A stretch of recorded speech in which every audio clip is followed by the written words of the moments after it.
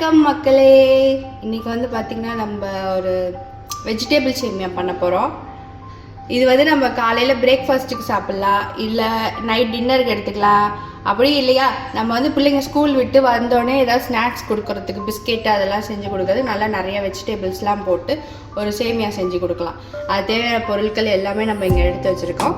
வாங்க எப்படி செய்கிறதுன்னு பார்ப்போம்.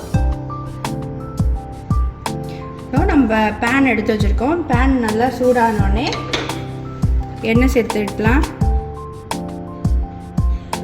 எண்ணெய் போட்டுட்டு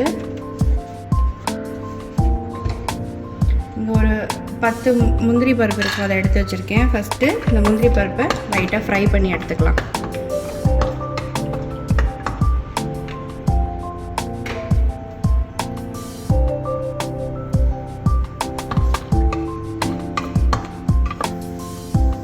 முந்திரி பருப்பு நல்லா ஃப்ரை ஆயிடுச்சு.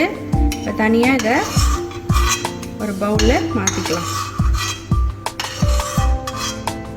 மாற்றி அதை ஒரு ஓரம் எடுத்து வச்சுட்டு நான் இங்கே வெங்காயம் கருவேப்பிலை எடுத்து வச்சுருக்கேன். அதை ஃபஸ்ட்டு நான் ஆட் பண்ணிக்கிறேன்.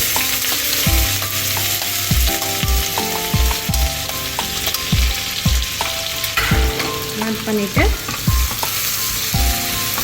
இதில் இந்த கடுகு, உளுந்த பருப்பு, ஜீரகம், சோம்பு அதெல்லாம் தாளிப்புக்கு எதுவுமே இல்லை. டைரெக்டாக நம்ம எண்ணெய் ஊற்றிட்டு வெங்காயமும் கருவேப்பிலையும் போட்டு நல்லா வதக்கிக்கலாம்.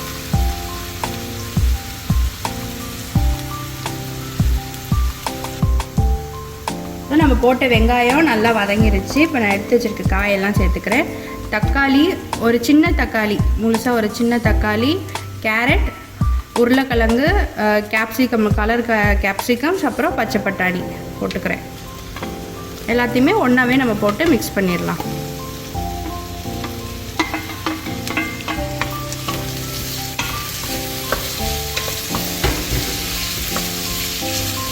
போட்டு நம்ம எல்லாம் நல்லா கலந்து விட்டுட்டு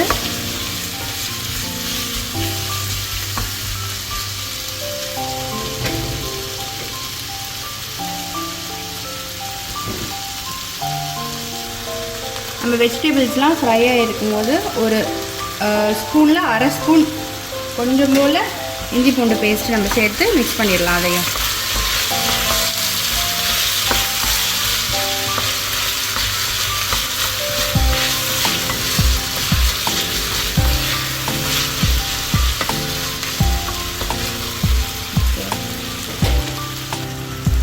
நம்ம இஞ்சி பூண்டு பேஸ்ட்டு போட்டு எல்லாம் வெந்துட்டுருக்கு.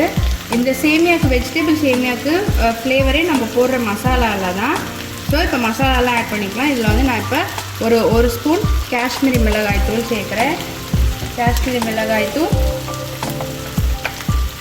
மல்லித்தூள் ஒரு ஸ்பூனு, கரம் மசாலா, மஞ்சள் பொடி, இதுக்கு தேவையான உப்பு போட்டு நல்லா எல்லாத்தையும் கலந்து விட்டுறலாம்.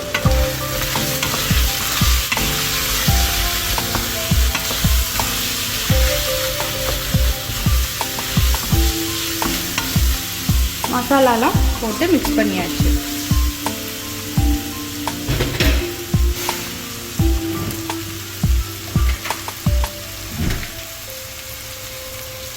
இப்போ இதுக்கு சும்மா ஒரு ஸ்பூன் தயிர்.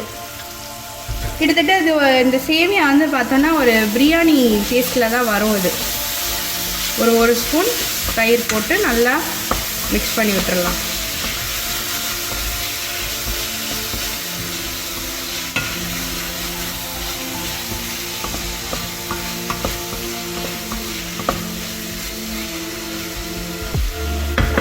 போட்டு அடுப்பை சிம்மில் வச்சுட்டு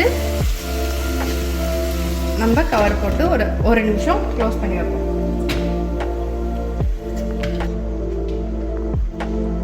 ஸோ நம்ம போட்ட வெஜிடபிள்ஸ் எல்லாம் நல்லா வெந்துட்டுருக்கு. இப்போ நான் இங்கே வறுத்த சேமியா எடுத்து வச்சுருக்கேன். வறுத்த சேமியா ரெடிமேடாகவும் கிடைக்குது, இல்லை சேமியா பச்சையாக வாங்கி நம்ம ஃப்ரை பண்ணி கூட நம்ம யூஸ் பண்ணலாம். அதை நான் இப்போ இதில் சேர்த்துடுறேன்.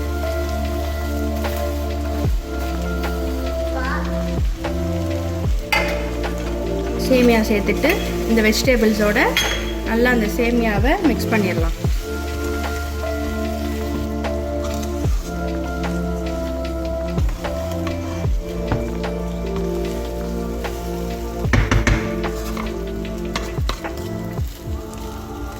எல்லாம் மிக்ஸ் பண்ணிவிட்டு இப்போ நம்ம தண்ணி சேர்த்துக்கலாம்.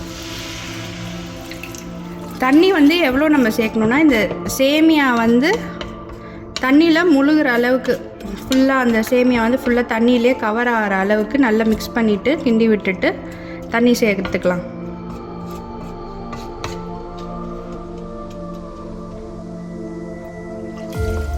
ஸோ நல்லா கவர் ஆகிருச்சு சேமியா தண்ணியில். இப்போ அடுப்பை ஹை ஃப்ளேமில் வச்சுட்டு க்ளோஸ் பண்ணி வச்சிடலாம்.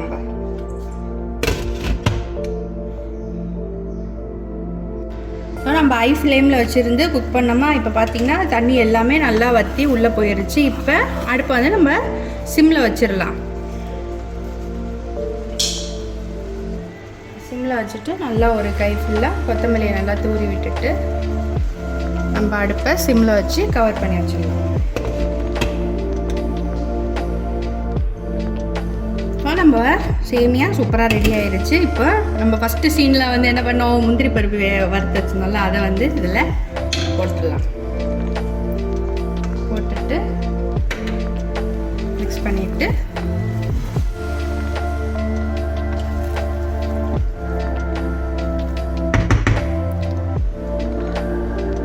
சாப்பிட வேண்டியதான். எல்லாரும் கண்டிப்பாக ட்ரை பண்ணி பாருங்கள், சூப்பராக இருக்கும். மறக்காமல் என்னோட சேனலுக்கு லைக் பண்ணுங்கள், சப்ஸ்கிரைப் பண்ணுங்கள், ஷேர் பண்ணுங்கள். தேங்க்யூ. நமக்கு சோறு தான் முக்கியம்.